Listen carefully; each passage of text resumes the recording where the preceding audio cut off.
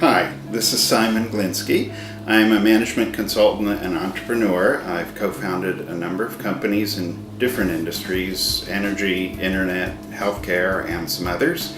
I coach executives, and I'm very pleased to be a judge in the Conrad Challenge. Let's talk about raising capital for your business. First thing to think about is the needs. Why do you need capital? What are you going to use the money for? Put together a budget that's very specific and be able to summarize that budget into 2 or 3 categories.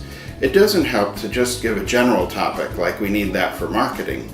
You need to identify exactly what you're going to do with the money and how long it's going to last.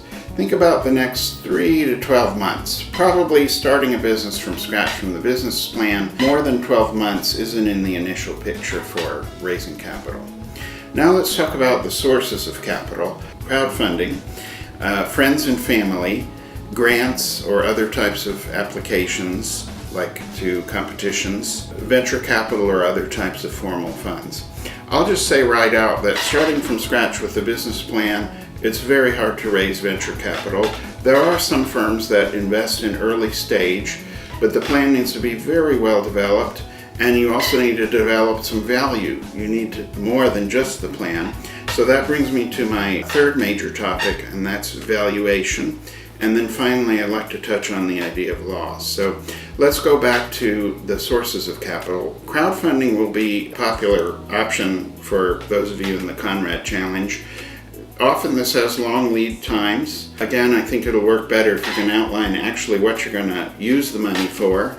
And finally, something that applies to crowdfunding and friends and family: don't raise too much money from people who can't afford it. You have to consider this capital that can be lost entirely.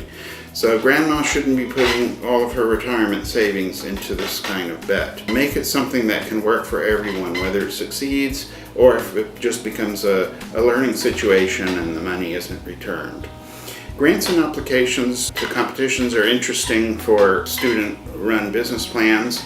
They also take a lot of time though, so be careful in allocating your time. Maybe try 1 or 2 and see if you're getting any traction there. Let's talk now about valuation, another key factor in raising money. There are several components to valuing the business. One is the idea itself. Founders often overvalue the idea. Usually ideas are built on things that came before, so they might not be quite as unique as you think. The idea is worth something, but there's a lot of risks in bringing that idea to creating value, which ultimately means either impact on your target group or a profit or cash flow back to the investors. So ideas are usually worth less by themselves than you think. A second is there any property, valued property involved? And that can include intellectual property. So a patent does add value because it makes the idea more defensible. It establishes the ownership or potential of the idea to the company. And then finally, is there achievement that can be valued? And by that I mean actual customers, a flow of cash or money or revenue, or some goods or services that are already in process. The more you develop that, the higher the valuation can be.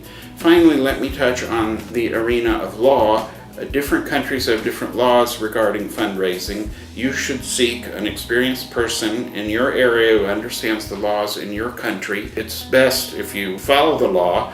For example, here in the United States, certain kinds of fundraising requires raising money only from accredited investors who have a certain net worth. So let's be careful and do this the right way. This is a very interesting arena of the Conrad Challenge. I have seen several businesses in the challenge actually raise money and try to bring the business to fruition. So I'm happy to contribute a starting framework for you to think about that.